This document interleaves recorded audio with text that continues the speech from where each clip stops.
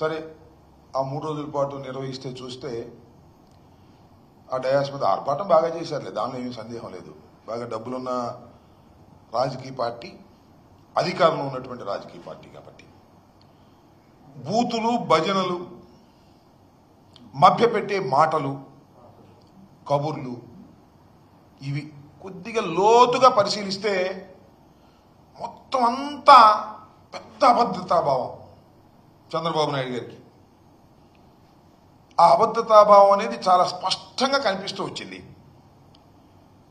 3 రోజుల పాటు జరిగినటువంటి ఈ మహానాడులో వారిచ్చిన హామీలు సూపర్ 6, సూపర్ 7 అవి కాక 148 హామీలు ఇచ్చారు.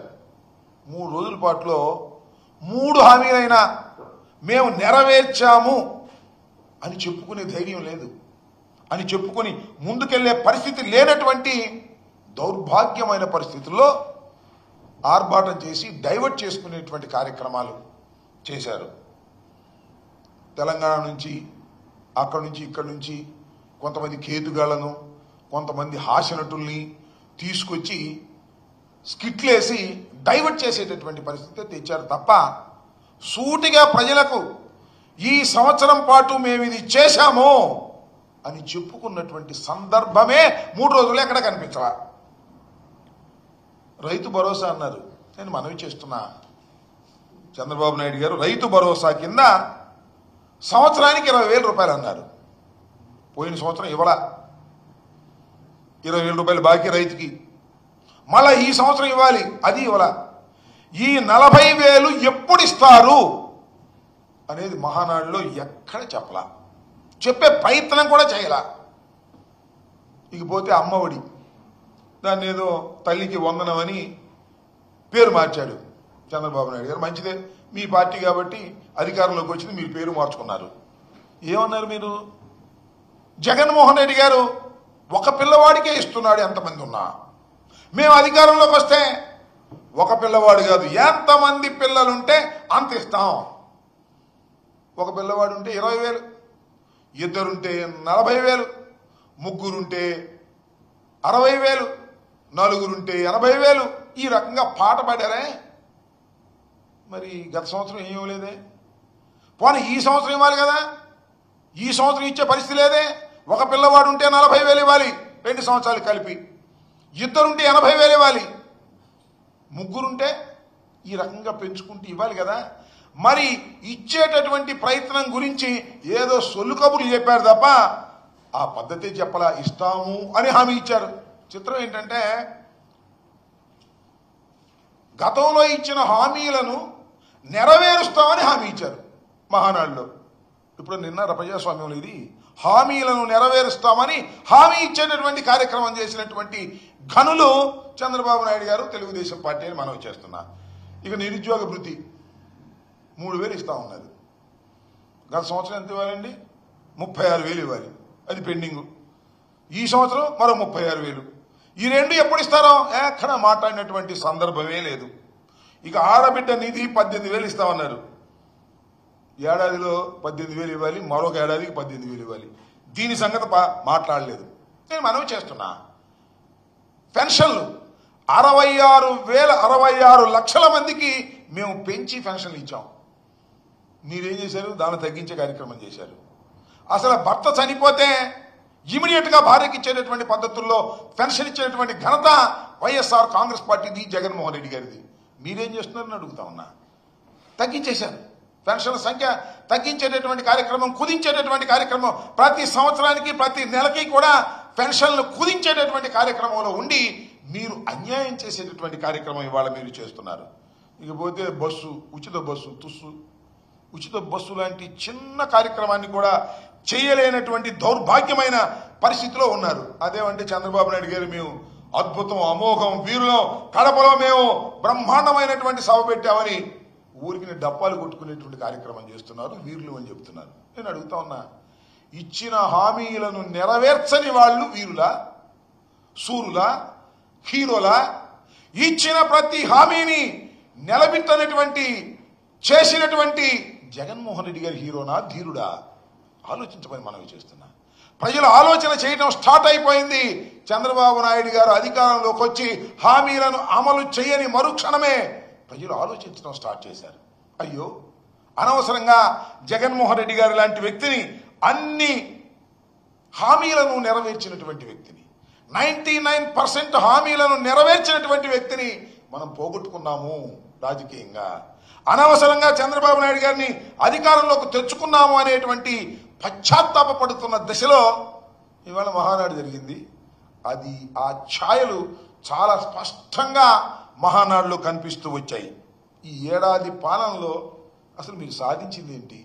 ఏ రంగంలో ఏమి సాధించారు? విద్య, వైద్యం, ఆరోగ్యం, వ్యవసాయం, ఇలా ఏ రంగంలో చూసినా మీ ప్రోగ్రెస్ రిపోర్ట్లో మార్కులు ఎన్ని అంటే 0. ఒక్క మార్కు కూడా రానటువంటి పరిస్థితిలో మీరున్నారు. జగన్మోహన్ రెడ్డి గారు 2,73,000 కోట్లు నేరుగా డీబీటీ ద్వారా ప్రజలకు అందించినటువంటి మహానుభావుడు జగన్మోహన్ రెడ్డి గారు. ఇవాళ ఆయన గురించి అనేక రకాల మాటలు మాట్లాడుతూ ఉన్నారు. మహానాడులో కూడా కేతికాలను తీసుకొచ్చి, హాస్యనటులను తీసుకొచ్చి. చంద్రబాబు నాయుడు గారు అంటారు, నాకు చాలా ఆశ్చర్యం వేసింది, ఆపరేషన్ సింధూర్ స్ఫూర్తితో ఆపరేషన్ క్లీన్ పాలిటిక్స్ అంట. వరే వా, అసలు క్లీన్ పాలిటిక్స్ గురించి నారా చంద్రబాబు నాయుడు గారే మాట్లాడి, ఇంకెవరు మాట్లాడాల్సిన అవసరం లేదు భారతదేశంలో. పాలిటిక్స్ ని భ్రష్టు పట్టించినటువంటి వ్యక్తి, డర్టీ పాలిటిక్స్ ని తీసుకొచ్చినటువంటి వ్యక్తి, అత్యంత ఖరీదైనటువంటి పాలిటిక్స్ చేసినటువంటి వ్యక్తి నారా చంద్రబాబు నాయుడు గారు. ఇవాళ మీరు చూడండి, దేశంలో ఆంధ్రప్రదేశ్లో ఉన్నంత ఖర్చు ఎన్నికల్లో ఏ రాష్ట్రంలోనూ ఉండవు. కారణం ఏంటో తెలుసా? డబ్బులు కుమ్మరించి గెలవాలనేటువంటి ఒక నూతనమైన సాంప్రదాయాన్ని ఎన్టీ రామారావు గారికి వెన్నుపోటు పొడిచి అధికారంలోకి వచ్చిన తర్వాత అధికారాన్ని నిలబెట్టుకోవడం కోసం చంద్రబాబు నాయుడు గారు అలవాటు చేసినటువంటి పద్ధతులు, ఒక డర్టీ పాలిటిక్స్ ని రాష్ట్రంలోకి తీసుకొచ్చి మ్యానిపులేట్ చేసి డబ్బులు కుమ్మరించి అధికారాన్ని నిలబెట్టుకోవాలనేటువంటి ఒక డర్టీ పాలిటిక్స్ తీసుకొచ్చినటువంటి చంద్రబాబు నాయుడు గారు వాళ్ళు ఏం చెప్తాడు చూసారా? ఆపరేషన్ సింధూర్ దొరికింది కదా, ఆపరేషన్ సింధూర్ అని మోడీ గారు అన్న దాని స్ఫూర్తితోనంట ఆపరేషన్ క్లీన్ పాలిటిక్స్ అనేటువంటి మాట. ఎప్పుడైనా ఏదైనా జరిగితే ఇలాంటి బాగా చంద్రబాబు నాయుడు గారు చేసేటటువంటి కార్యక్రమం చేస్తుంటారు. ఊరిని ఇమిటేషన్ పాలిటిక్స్ లాగా చేసేటటువంటి కార్యక్రమం చేస్తూ ఇవాళ ఈ రకంగా చంద్రబాబు నాయుడు గారు మాట్లాడుతుంటే హాస్యం పండుతుందని మనం చేస్తున్నాం. అంతేకాదు, రాజకీయాల్లో వైకుంఠపాళి వద్దు అన్నాడు. అయ్యా, నాకు తెలియకడుతానండి, అసలు వైకుంఠపాళి రాజకీయాల్లో ఎదిగింది ఎవరు? నారా చంద్రబాబు నాయుడు గారు కాదా? చంద్రబాబు నాయుడు గారు మొదట కాంగ్రెస్ పార్టీలో ఉన్నాడు. కాంగ్రెస్ పార్టీలో ఓడిపోయిన తర్వాత మామగారి దగ్గర చేరాడు. మామగారి దగ్గర చేరి మామగారి దగ్గర పలుకుబడి సంపాదించుకొని మామగారిని వెన్నుపోటు పొడిచి నుచ్చెనెక్కాడు. తర్వాత మామగారికి సంబంధించినటువంటి కుటుంబ సభ్యులందరినీ కూడా దూరంగా పెట్టేసి మళ్ళా నుచ్చెనెక్కాడు. ఇవాళ ఏంటి జరుగుతుంది? ప్రజలకు వెన్నుపోటు పొడిచి నుచ్చెనెక్కినటువంటి వ్యక్తి చంద్రబాబు నాయుడు గారు కాదా అని అడుగుతున్నా. వైకుంఠపాళి ఆడేటటువంటి వ్యక్తి చంద్రబాబు నాయుడు గారు వైకుంఠపాళిలోనే అదృష్టం కొద్దీ మోసం చేసి వెన్నుపోట్లు పొడిచి దుష్ట రాజకీయాలు ఆడి పైకి వచ్చినటువంటి వ్యక్తి నారా చంద్రబాబు నాయుడు. ఇవాళ మాట్లాడుతూ ఉన్నాడు, మేము వైకుంఠపాళి ఆడుతున్నాం అనేది. అదంతా స్ట్రైట్ పాలిటిక్స్. జగన్మోహన్ రెడ్డి గారి అంతా స్ట్రైట్ పాలిటిక్స్. ప్రజలతోనే మమేకమైనటువంటి రాజకీయాలు. ఎవరి దయాదాక్షిణ్యాలతోనో రాజకీయాలు చేసినటువంటి వ్యక్తి కాదు జగన్మోహన్ రెడ్డి గారు, చేస్తున్న వ్యక్తి కూడా కాదు. ఎవరి దయాదాక్షిణ్యాలతోనో అధికారంలోకి వచ్చినటువంటి వ్యక్తి కాదు, అధికారంలోకి రావాలనుకుంటున్నటువంటి వ్యక్తి కూడా కాదు. కేవలం ప్రజల మీద ఆధారపడి ప్రజలకు సేవ చేయడం ద్వారా రాజకీయాల్లో ముందుకొచ్చినటువంటి వ్యక్తి జగన్మోహన్ రెడ్డి గారని మనం చేస్తున్నాం. వైకుంఠపాళి రాజకీయాలు ఆడేది నారా చంద్రబాబు నాయుడు గారు తప్ప మరొకరు కాదు అని కూడా ఈ సందర్భంగా నేను చెప్పదలుచుకున్నా. చంద్రబాబు నాయుడు గారు అంటున్నారు నిన్న ఏంటంటే 93% స్ట్రైక్ రేట్ అంట. ఎన్ని టీములు కలుపుకున్నాడేవయ్యా 93% స్ట్రైక్ రేట్ గురించి? నీ టీం సంగతి దేవుడు. బీజేపీ టీము, ఆయన పేరేంటి, జనసేన టీము, ఇన్ని టీములు కలిసి ఆడారు. అందుకని నీకు 93 స్ట్రైక్ రేటా కనపడుతుంది. సింగిల్ గారా బ్యాటింగ్, సింగిల్ గారా నాయన? క్లీన్ బౌల్ డక్అవుట్ కాకపోతే అప్పుడు నన్ను అడుగు.